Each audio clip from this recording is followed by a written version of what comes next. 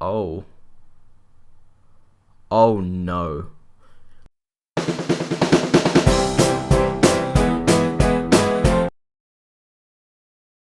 Hey guys, I'm Zepherus, and first I'll be explaining what the Murder Castle is. And yes, it does live up to its name, but first I'm going to warn you. If you don't like horror movies, then don't watch this, because this is basically a real horror movie that actually happened. This is on the caliber of Saw.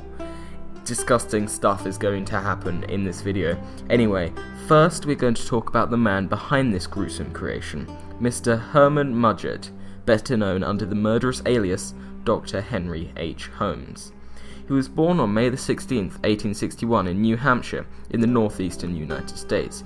He was the third child of an alleged abusive alcoholic father. He excelled at learning in school, which promptly led to bullying by his classmates and his peers.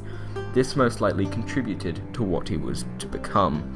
In his early teens, he began to be fascinated with death, a fascination that would really never go away. He soon left school to perform a couple jobs, and he also promptly married and had a son by age 20. I think his lineage still survives today, though I think they're free of any psychopathic tendencies. In 1880, he enrolled at a local university to study medicine, particularly to steal corpses, disfigure them, which is another word for damage or mutilate them, and make money from insurance. And he did this frequently. So yeah. After getting his degree, he soon abandoned his family and moved from city to city, killing innocent civilians, often small children. He was rarely questioned, but when he was, he denied any involvement and then just disappeared a few days later, never to be heard from again. He soon found himself in Chicago in 1888, where, through deceit and dishonesty, he acquired a plot of land at an intersection. Here, he began the construction of the titular Murder Castle. See, we're getting there. It only took 4.5 paragraphs.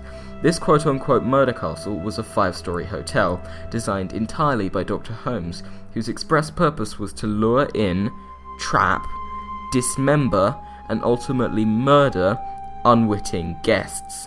It's like a horror film, as I said previously, except it actually happened, and it would make a great film if more people knew about it. The hotel contained strange features which aided the trapping and killing of guests. There were doors that only opened from the outside, stairs and corridors that didn't actually go anywhere, areas that lacked any form of lighting, and corridors at odd angles and mazes of connecting rooms, and even passageways designed intently to confuse and deceive guests. The rooms were more deadly. All rooms were soundproof and only accessible from the outside. Some were locked in with a remotely operated gas valve, which let Holmes suffocate them at any time. Some were just chambers for a certain method of death, like hanging or starvation.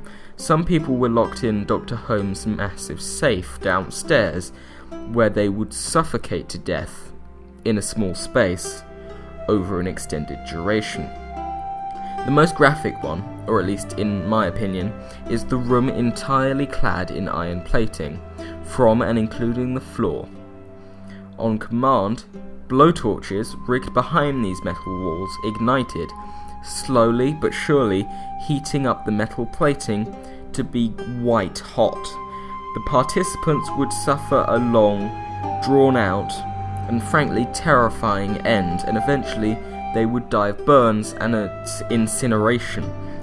There were steel chutes, not unlike laundry chutes, that were concealed in walls and used to transport the newly deceased to the basement. Holmes, having a degree in medicine and in part anatomy, knew what he was doing when it came to bodies. The methods varied, but some he would dissolve in acid, Breaking Bad style, some he would strip clean and the skeleton he would sell to universities and schools, some he would submerge in a very strong alkali solution to strip off unwanted parts of the anatomy, some he would investigate on his operating table, and most went to his crematorium, where complete disposal was easy. The hotel was known as the World's Fair Hotel, as Holmes wanted to lure in tourists to the nearby World's Columbian Exposition in 1893. However, it was nicknamed the Castle, as it was massive compared to the surrounding area. Its nickname soon promptly changed to the Murder Castle once Holmes was discovered. Speaking of which, Dr. Holmes soon ditched Chicago and had a chaotic few years along the US East Coast, until eventually he was arrested in Boston in November of 1894 for murder. Within 2 years, he was hung for his crimes, and instead of his neck snapping, like hanging should actually work, he suffered a long and drawn-out death as the hanging malfunctioned, and he instead suffocated over the course of minutes, like 20 minutes it took to kill him. A bit like some of his victims. Did he deserve it? Yeah. Ironic? I guess. But fair? Nope.